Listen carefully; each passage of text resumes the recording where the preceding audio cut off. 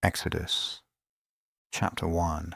Now these are the names of the sons of Israel who came into Egypt. Every man and his household came with Jacob.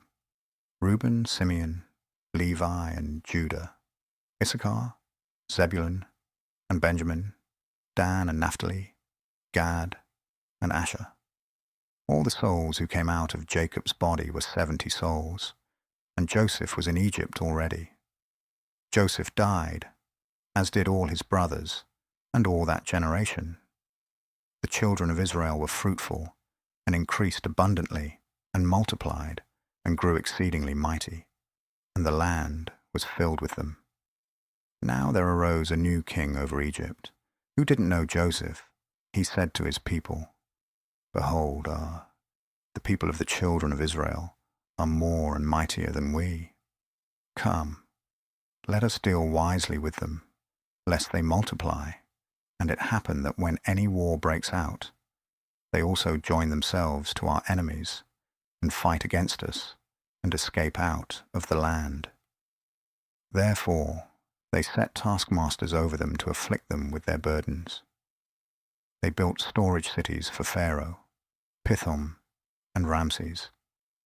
But the more they afflicted them, the more they multiplied, and the more they spread out. They were grieved because of the children of Israel. The Egyptians ruthlessly made the children of Israel serve, and they made their lives bitter with hard service, in mortar and in brick, and in all kinds of service in the field, all their service, in which they ruthlessly made them serve. The king of Egypt spoke to the Hebrew midwives, of whom the name of the one was Shiphrah, and the name of the other Pur. And he said, When you perform the duty of a midwife to the Hebrew women, and see them on the birth stool, if it is a son, then you shall kill him, but if it is a daughter, then she shall live. But the midwives feared God, and didn't do what the king of Egypt commanded them, but saved the baby boys alive. The king of Egypt called for the midwives, and said to them, Why have you done this thing, and have saved the boys alive? The midwives said to Pharaoh, Because the Hebrew women aren't like the Egyptian women, for they are vigorous, and give birth before the midwife comes to them. God dealt well with the midwives, and the people multiplied, and grew very mighty. It happened, because the midwives feared God, that he gave them families. Pharaoh commanded all his people, saying, You shall cast every son who is born into the river, and every daughter you shall save alive. Chapter 2. A man of the house of Levi went and took a daughter of Levi as his wife. The woman conceived and bore a son. When she saw that he was a fine child, she hid him 3 months. When she could no longer hide him, she took a papyrus basket for him and coated it with tar and with pitch. She put the child in it and laid it in the reeds by the river's bank. His sister stood far off to see what would be done to him. Pharaoh's daughter came down to bathe at the river. Her maidens walked along by the riverside. She saw the basket among the reeds and sent her handmaid to get it. She opened it and saw the child, and behold, the baby cried. She had compassion on him and said, This is one of the Hebrews' children.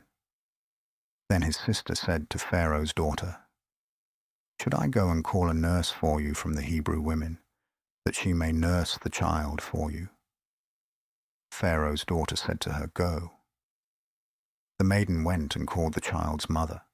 Pharaoh's daughter said to her, Take this child away and nurse him for me, and I will give you your wages. The woman took the child and nursed it.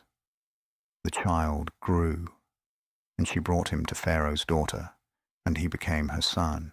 She named him Moses, and said, Because I drew him out of the water. It happened in those days when Moses had grown up, that he went out to his brothers and looked at their burdens. He saw an Egyptian striking a Hebrew, one of his brothers. He looked this way and that way, And when he saw that there was no one, he killed the Egyptian and hid him in the sand. He went out the second day, and behold, 2 men of the Hebrews were fighting with each other. He said to him who did the wrong, "Why do you strike your fellow?" He said, "Who made you a prince and a judge over us? Do you plan to kill me, as you killed the Egyptian?" Moses was afraid and said, "Surely this thing is known." Now when Pharaoh heard this thing, he sought to kill Moses. But Moses fled from the face of Pharaoh and lived in the land of Midian, and he sat down by a well. Now the priest of Midian had 7 daughters. They came and drew water and filled the troughs to water their father's flock. The shepherds came and drove them away, but Moses stood up and helped them and watered their flock.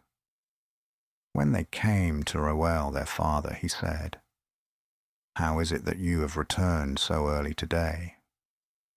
They said, "An Egyptian delivered us out of the hand of the shepherds, and moreover he drew water for us and watered the flock." He said to his daughters, "Where is he?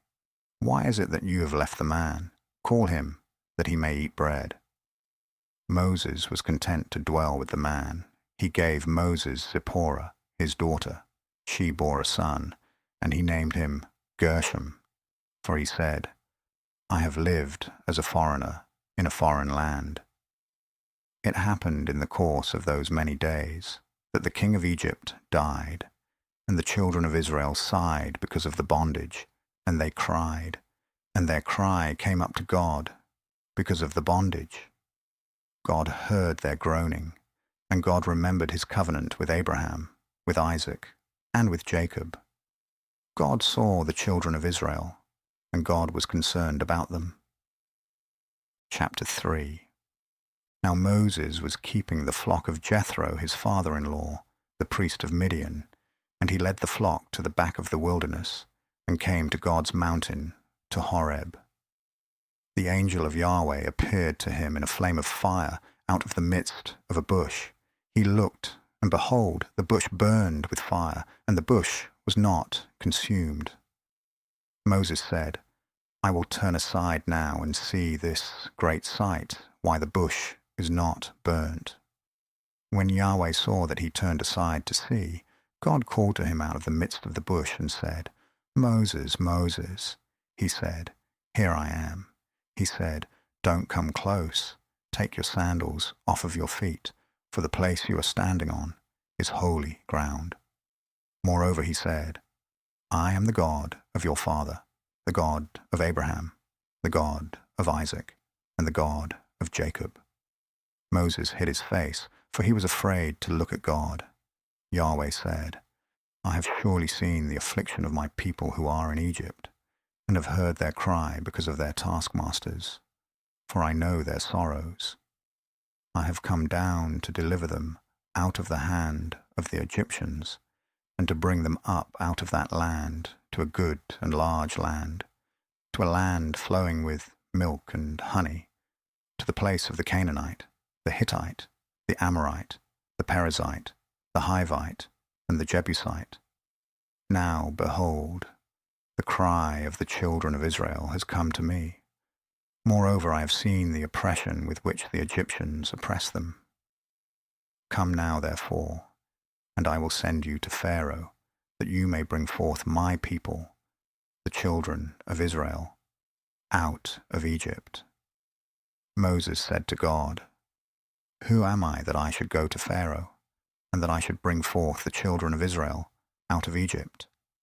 He said, "Certainly I will be with you. This will be the token to you that I have sent you.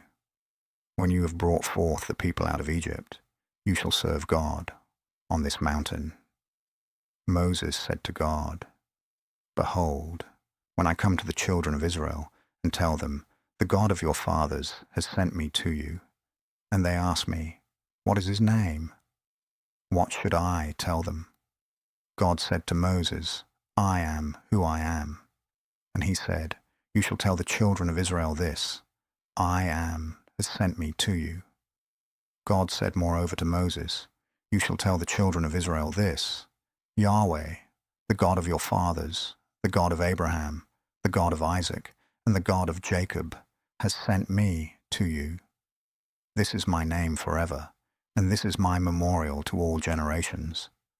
Go and gather the elders of Israel together, and tell them, Yahweh, the God of your fathers, the God of Abraham, of Isaac, and of Jacob, has appeared to me, saying, I have surely visited you, and seen that which is done to you in Egypt. And I have said, I will bring you up out of the affliction of Egypt to the land of the Canaanite, the Hittite, the Amorite, the Perizzite, the Hivite, and the Jebusite, to a land flowing with milk and honey. They will listen to your voice, and you shall come, you and the elders of Israel, to the king of Egypt, and you shall tell him, Yahweh, the God of the Hebrews, has met with us. Now please let us go 3 days' journey into the wilderness, that we may sacrifice to Yahweh, our God. I know that the king of Egypt won't give you permission to go, no, not by a mighty hand. I will put forth my hand and strike Egypt with all my wonders, which I will do in its midst, and after that he will let you go. I will give this people favor in the sight of the Egyptians, and it will happen that when you go, you shall not go empty-handed.